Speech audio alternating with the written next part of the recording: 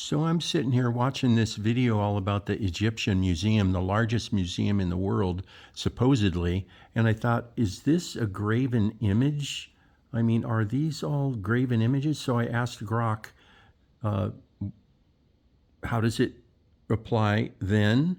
What's it mean back then? And what does it mean for us today? So a graven image refers to a carved or sculpted symbol, idol, typically an object made of stone, wood, or metal that people created and worshipped as a representation of a god or deity. The key verse is, "Thou shalt not make unto thee any graven image or any likeness of anything that is in heaven above, or that is in the earth beneath, or that is in the water under the earth. Thou shalt not bow thyself down to them, nor serve them, for the Lord thy God, for I am the Lord thy God, and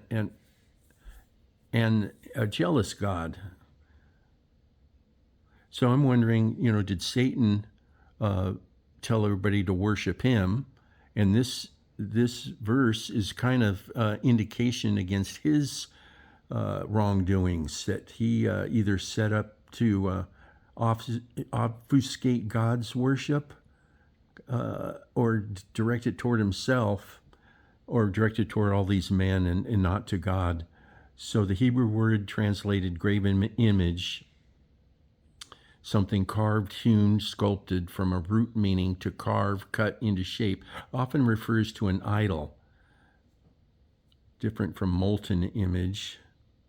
Both serve the same purpose. So Egyptians, Canaanites, etc., commonly made statues, relief carvings, poles like Asherah's poles, or etchings of gods, animals, heavenly bodies, or other beings to represent and invoke divine powers. Israelites were commanded to destroy such things in the promised land. So again, I wonder if this is a double meaning, that Satan was trying to promote these things. I mean, who would promote worshiping a statue as opposed to worshiping the true and living God? It would probably be an adversary of God's. So it prohibits making these images for the purpose of worshiping or serving them, bowing down, praying to them, or treating them as gods. "Thou shalt have no other gods before me." So that could be, against the adversary. The issue is idolatry, replacing or representing the invisible, transcendent God with a controllable, man-made object. So if Satan couldn't get the other angels and people now to worship him, he tries to, say, nothing to see here. Don't look at God to worship him. Look at all this stuff over here. Let's worship what man can make and what we can make as angels, or create, or how to make governments, or just actually the worst sin in the world is to take over God's position, try to push him off the throne and, sit up there for yourself. So it does say, note that God himself later commanded carved images for non-worship purposes, such as cherubim on the Ark of the Covenant or decorations in the temple. The sin was idolatrous intent and worship, not the act of carving or depicting things in general. So I guess if I carve, I carved all that up there. Sorry about that. I carved all that up there. I carved that. And I've done some other wood carvings. And I carve things out of metal too, I guess. Graven images embodied attempts to confine or control divine power, often rooted in fear, greed, or misplaced trust. So if, that's the deal with blab it and grab it and making God your butler, is its attempt to control divine power.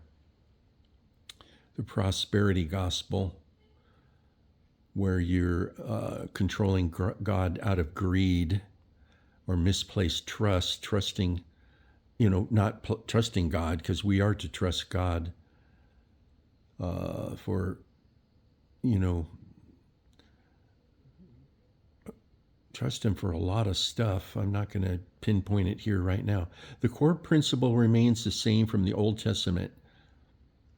Do not create or venerate physical objects or anything else as substitutes for God or objects of ultimate worship or trust. Modern translations often render it as carved image, idol or image to reflect this. So statues, carvings, or figures explicitly worshipped as deities given divine power, some cultural or religious items, talismans, or charms. So even little things, the Catholic Church, you have these little pendants, you wear it, and some saint will protect you, I guess. And then, I mean, you're praying to the statue of Mary. I've seen people do that.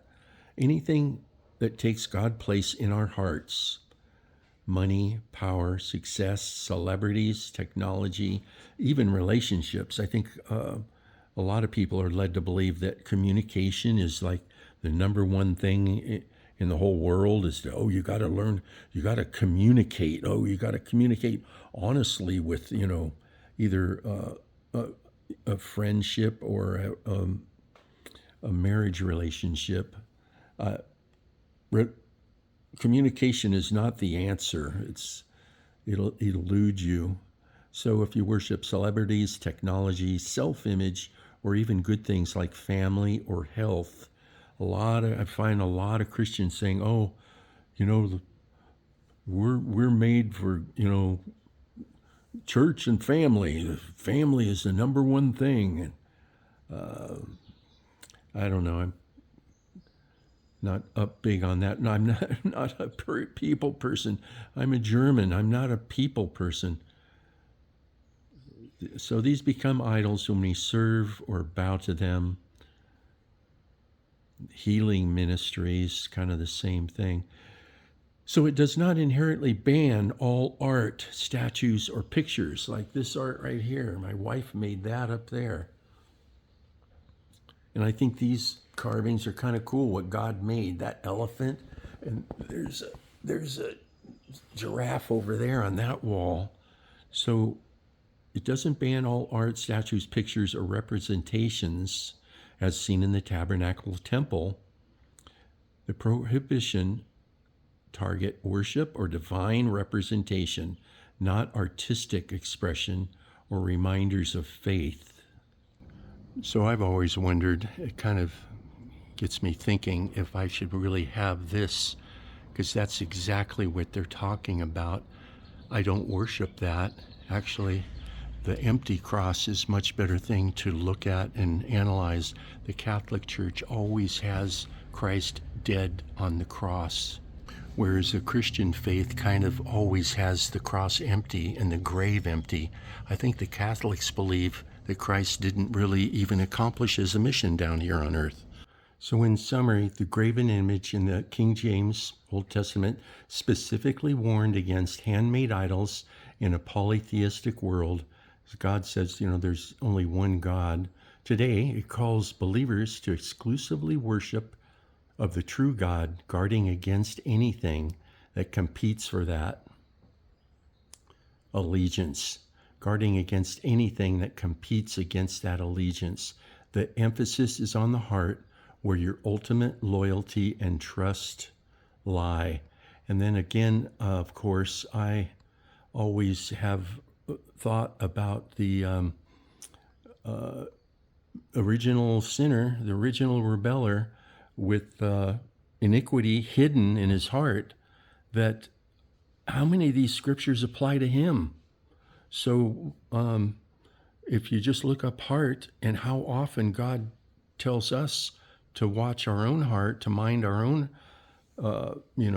guard our heart, and that Satan, the adversary, has iniquity hidden in his heart. There's so much tied into that I will make future videos. I made dozens of previous videos on this topic, but, we're not, this world is not only about us. Something happened before we got here, and something's going to happen when we're gone. And it seems like we're here to replace the fallen angels. So if you want to look into why, I would look into the relationship of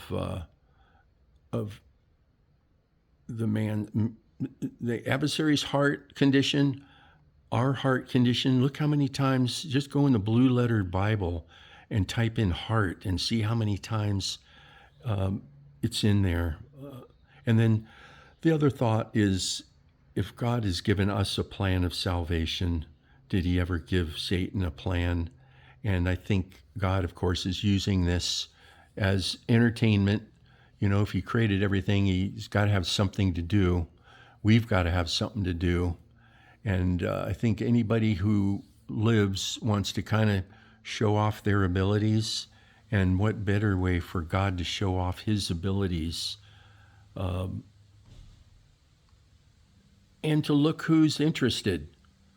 I mean, the goal in life I've found recently is to be wanted,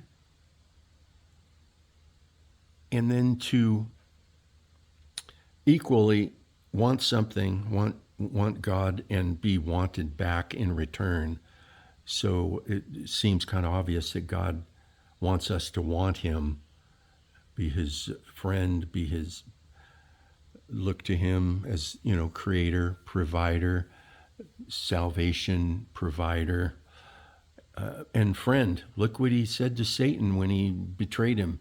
He goes, friend, go do what you got to do. Are you too blind to see that what you're doing is like cutting off your nose to spite your own face? If you can't win, you're going to try to ruin, flip over the chessboard, essentially. If you can't win the game, you just flip over, you're losing, which Satan is losing. So his goal now is just to flip over the chessboard. So I think that's about it. Thanks for watching. I hope you're helped by any of these deeper subjects. A lot of times people wonder about this stuff and leave the church because there aren't really many people who will give you answers. So I'd say just hang in there, keep asking, and God does eventually, within a day up to 3 weeks, he's given me answers. I've found them. Usually within the next day or week, the answers will come in one form or another. And again, he wants us to have a relationship with him and look to him in faith, even though we can't see him. That's what he values, is that we believe him without seeing him. And I don't think the devil is believing God at all. If there was a plan of salvation for him, Satan either said, oh, me, or no, I'm not guilty of anything. Look how much good I've done in the world. You wouldn't kill me. You're a God of love, right?